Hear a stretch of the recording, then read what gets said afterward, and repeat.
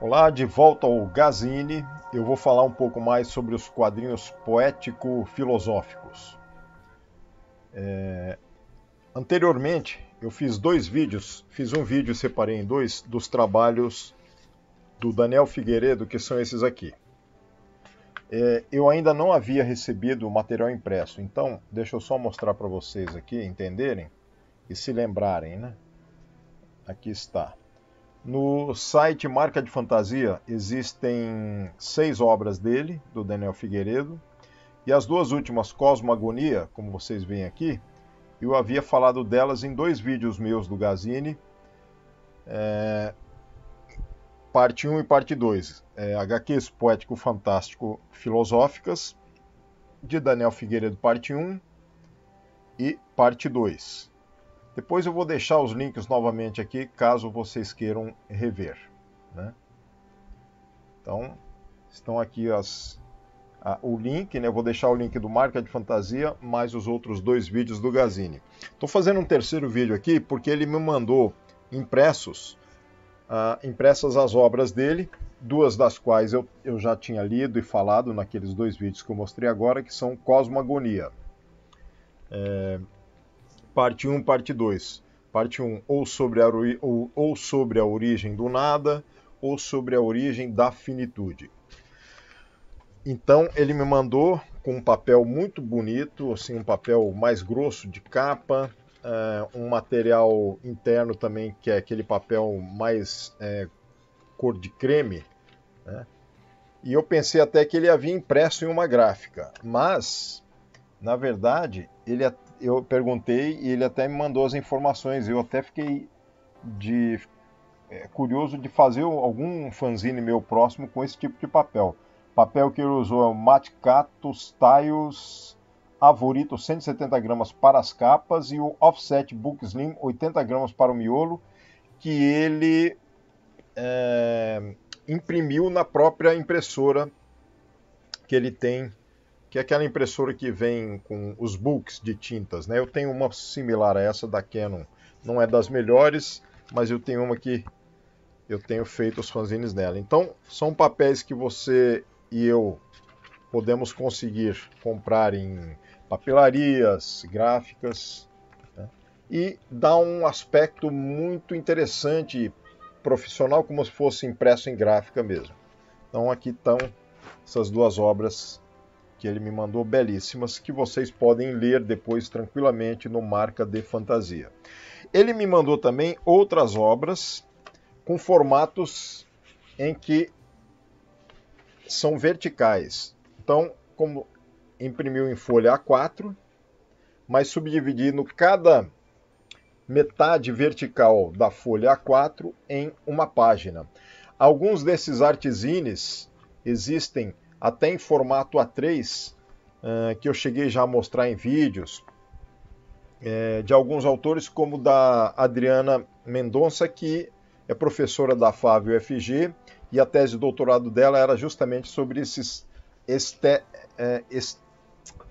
estou tentando lembrar o nome agora dos fanzines dela, que tem a ver com o nome de Aesthetic Zines, algo assim, fanzines com outro formato, né?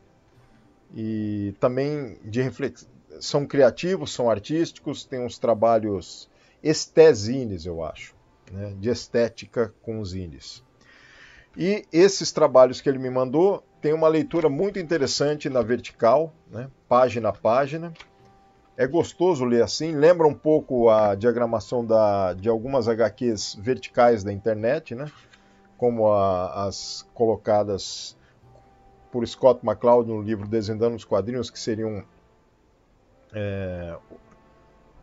a diagramação de um quadrinho vertical. Ele fez um outro depois, esqueci, acho que é Reinventando os Quadrinhos, e ele narra esses quadrinhos infinitos, digamos assim, na vertical. Alguns autores brasileiros, como a Kátia Ana, ela produz um tipo de quadrinho verticalizado também, que você pode, com o cursor, inclusive, navegar e ir descendo página a página.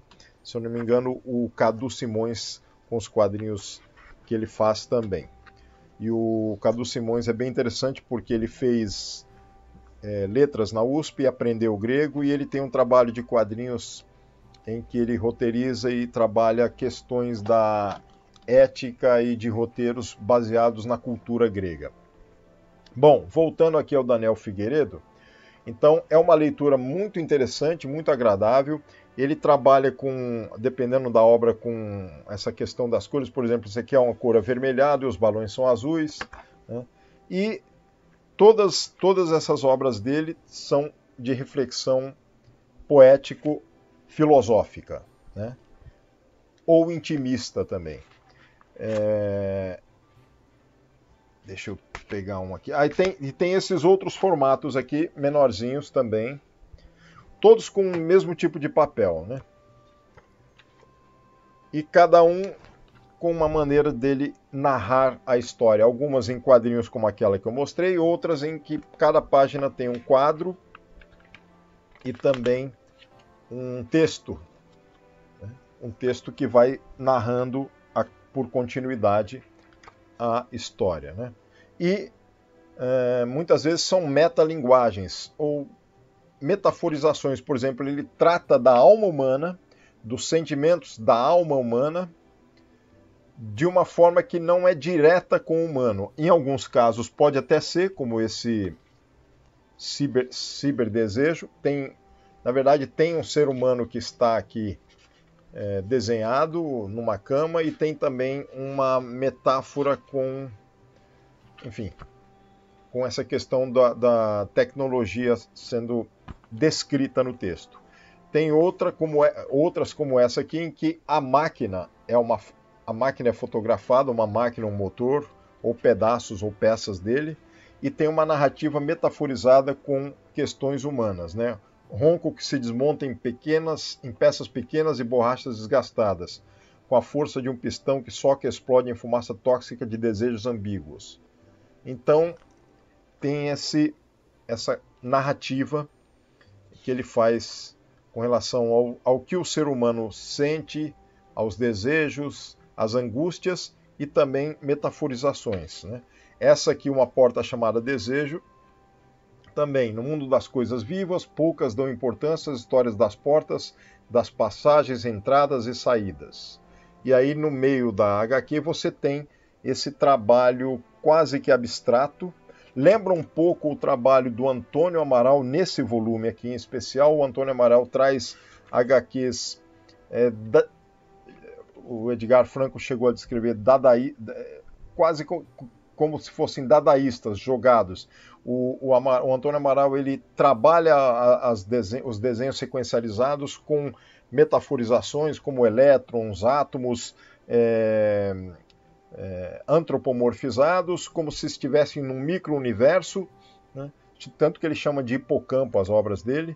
E depois é que ele narra um texto escrito que tem a ver com uma narrativa regional, ao mesmo tempo científica, usando termos jargões de matemática, de ciências, misturando tudo numa espécie de texto narrativo dadaísta também. Aparentemente você não compreende a história, em alguns momentos você entende que tem algo acontecendo ali, como por exemplo um jogo de futebol eletrônico, no sentido de elétrons jogando futebol com átomo ou algo assim. Nesse caso é diferente, mas a narrativa, que em muitos momentos alegórica e também metafórica, e também com elementos que não são reconhecíveis na hora, tem um pouco a ver. Por exemplo, surgindo infinitos buracos negros, nesse álbum aqui apenas, né, que tem a ver com Antônio Amaral. Tem diferenças bastante grandes entre os dois, mas me lembrou nessa leitura. E nos verticais são muito interessantes, porque esses três aqui têm os títulos, né? Afetos Malditos, Pequeno Mapa do Tempo, Incômodo, uma pequena história de amor. Sempre tem uma narrativa que vai descrevendo na vertical ambiguidades com relação ao ser humano e aquilo que está sendo sentido. E o leitor percebe, ao mesmo tempo, que há metaforizações, embora haja incidências com a realidade daquelas imagens que estão sendo demonstradas aqui. Tem o trabalho de cores, né? Por exemplo, aqui vocês veem que tem o amarelo, o preto e branco, os balões azuis, vermelhos, né? Então, esse outro aqui lembra bastante o trabalho da Adriana Mendonça na questão da arte mesmo, porque a Adriana Mendonça chegou a trabalhar com repetições de imagens, carimbos, nos estezines, aesthetic zines dela, né? Mais ou menos esse o título. E alguns desse tamanho e outros dela em tamanho A3. E aqui o trabalho do Daniel Figueiredo me lembra um pouco, nesse número aqui, nessa edição especial, lembra um pouco o trabalho da Adriana Mendonça. Mas o da Adriana Mendonça e do Antônio Amaral ainda se distinguem do trabalho do Daniel Figueiredo, que é mais narrativo no sentido de inteligível com relação à alma humana. Ele traduz tudo que ele está desenhando e narrando aqui para os sentimentos, os desígnios, os medos, os desejos, as alegrias e aquilo que é contido dentro da alma e do espírito humano. É filosófico em essência, né?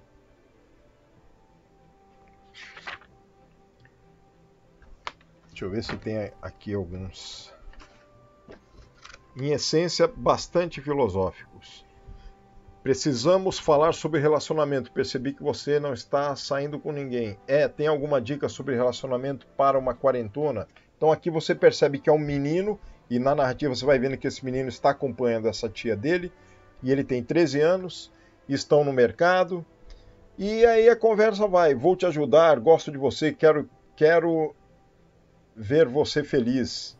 E se eu também conseguir uma pretendente para você? Então, é um diálogo entre uma senhora de 40, uma mulher de 40, hoje em dia, né? Antigamente as pessoas de 40, 50 anos já eram idosos. Antigamente, antes, quando eu estava nascendo, na década de 60, eu nasci em 67 no final. Hoje eu tenho 56 anos, por exemplo, e a gente sabe que 40, 50 já não é mais aquele idoso daquele período, né? Mas assim, eu quis só lembrar porque eu já cheguei a ler sobre isso recentemente também, né? Um texto e uma amostragem de imagens de pessoas décadas atrás que tinham a idade de 30, 40, 50 anos e hoje e que pareciam de 20 e 30 anos que pareciam ter 40, 50 anos. Isso décadas passadas, década de 70 e 80. E hoje está bem diferente, né? E vocês veem que tem metaforizações aqui, né? Metáforas, por exemplo, a vigilância foi aumentando, aos poucos todos poderiam ser os algozes da vida na Terra.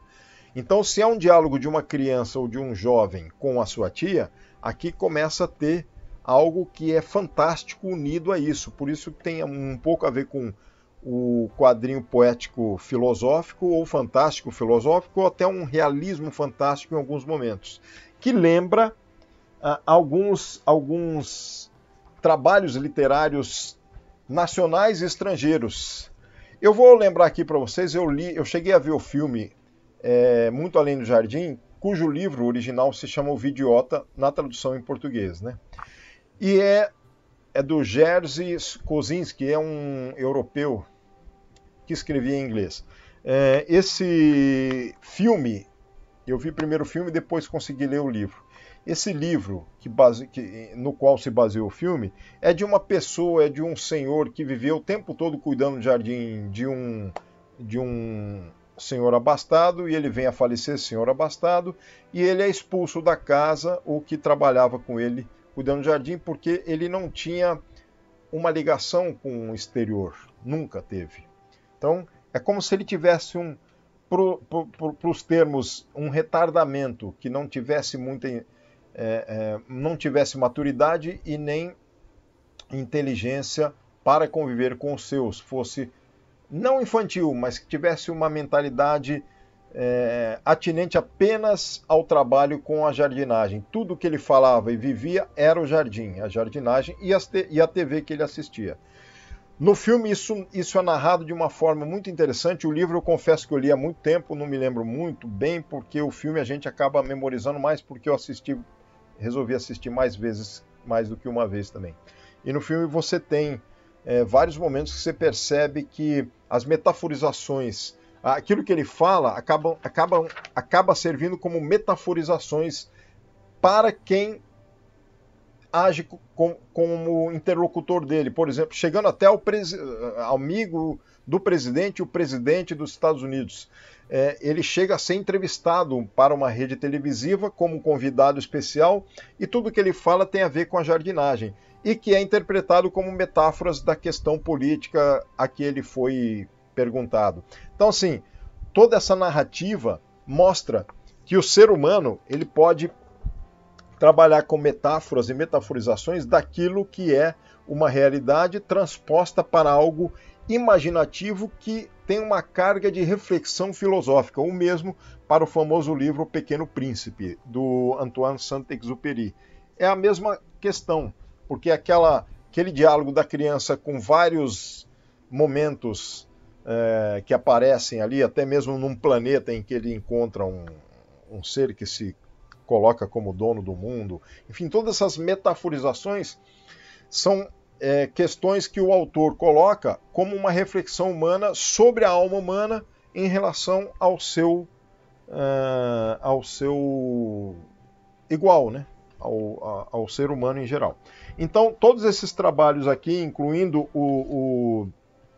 os dois que eu já havia falado nos vídeos anteriores, as Cosmoagonias, do Daniel Figueiredo, todos esses trabalhos têm a ver com intimismo, intimidade, tem a ver com afeto, tem a ver com amor, tem a ver com reflexão filosófica em instância metaforizada muitas vezes, mas que coloca em primeiro plano a alma humana, as suas angústias, os seus temores, a relação com o amor, com o ódio, com a fraternidade, com a emancipação daquilo que ele precisa fazer como um ser que é livre ao mesmo tempo, né?